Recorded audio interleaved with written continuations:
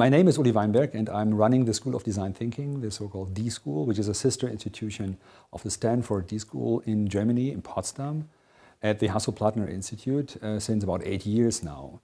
And my background is actually computer graphics. I'm one of the grandfathers of computer animation and computer graphics in Germany.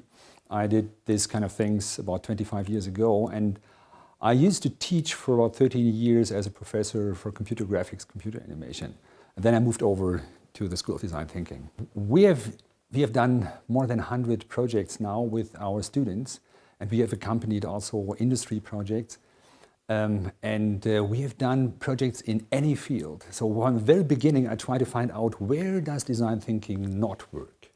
So I try to do work in the healthcare, in mobility, in electricity, in all kinds of energy, logistics, in all kinds of areas, and also social areas. And we didn't find any place, any field where design thinking was not applicable.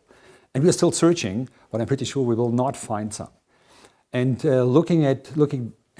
we have several examples of projects now which came to life. So not only student work, which was ending up in a nice prototype, no. We have, for example, a project we did for DHL. That was about transportation of packages with no cars. The idea is coming up by the students. They did a nice prototype. They did actually a video, how that service could work, how could people use their daily way they do anyway, the walk to the bakery, from the bakery to another place, to transport little packages. And this was taken over by DHL, by the large logistics company, and they were making a service out of that. They were producing pieces of software to accompany the packages, the full logistics concept, how to do this with no cars. And it's now implemented in Sweden as a first prototype.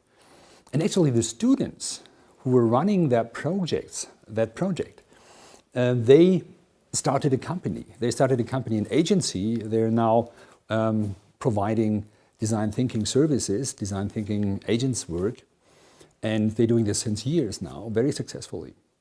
I think what we see a lot of times, and also in this case, was that the project partners, the guys who were giving us their challenge, they were kind of completely surprised. Usually they're saying, oh, from our perspective, we would never have been the chance to come up with this kind of crazy out-of-the-box thinking idea. And this was the same thing with DHL. They were at the beginning, they were like, ooh, what a strange idea, and where is our position as a large logistics provider? And but thinking more and more into it, they found a lot of opportunities also for parts of that idea to be used in other projects they were doing. And so developing these pieces of software which is necessary ended up to be a piece of software which could be distributed in other places of the whole company. So this is one of the reasons. There are a lot of lessons I learned through the last 8 years. It's not only a learning curve for our students, it's for all people involved. It's a constant learning curve to see this kind of collaboration process. And for me, one of the most interesting learnings was what kind of energy can be generated if you start collaborating in a purposeful way without incentives. Because we don't grade, there are no credit points involved, we don't grade any individual. So when I'm asked very often by other professors, how do you motivate your students with no credit points, with no grades? And I just answer to them, just look at the students, look at the energy which they're generating and the intrinsic motivation which is coming out of people who led to be open to work on a kind of no hierarchy system, on an eye-level system, on purposeful things. All of a sudden there's an incredible energy coming out of this. And this was my biggest learning also looking at the education system. I started asking myself, is that right, what we're doing with our kids and students, just to bring them into this individual competitive mode by grading? And this is one of my the big discussion points I would also like to discuss tomorrow with my colleagues here. I see design thinking in a way that it is kind of